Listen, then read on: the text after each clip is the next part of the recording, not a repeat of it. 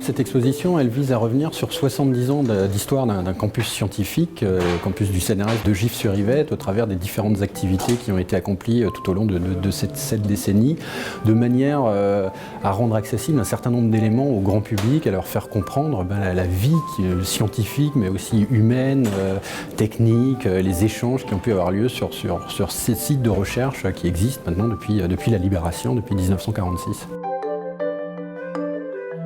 Le CNRS est un petit peu pionnier dans cette histoire, puisque c'est le premier établissement à s'installer en vallée de Chevreuse, mais très vite il est rejoint par d'autres établissements, notamment en premier lieu par le CEA, puis les universités, les grandes écoles, enfin toute l'histoire qu'on connaît. Ce qui est intéressant, c'est que c'est à la fois un mouvement qui s'est fait de manière peut-être un petit peu décousue d'un établissement à l'autre, mais très vite les liens se sont faits, et notamment des liens du point de vue humain, parce que la science, ça repose avant tout sur des femmes et des hommes, et ce sont eux qui créent la science, ce sont eux qui créent les liens entre les établissements. Et aujourd'hui encore.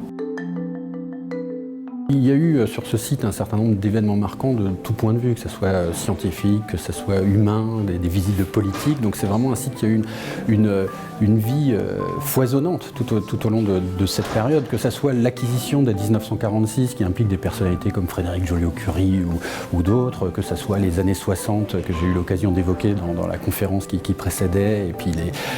l'élan qui a été donné à ce moment-là autour de la recherche, que ce soit les années les plus récentes et les découvertes qui ont été faites à Gif, aussi les progrès dans le domaine des médicaments, dans d'autres domaines. Donc c'est vraiment une vie foisonnante qu'on aurait beaucoup de mal à résumer en très peu de temps, et qui méritait du coup la rédaction d'un ouvrage en parallèle de l'exposition et de tous les événements qui pouvaient avoir lieu pour ces 70 ans.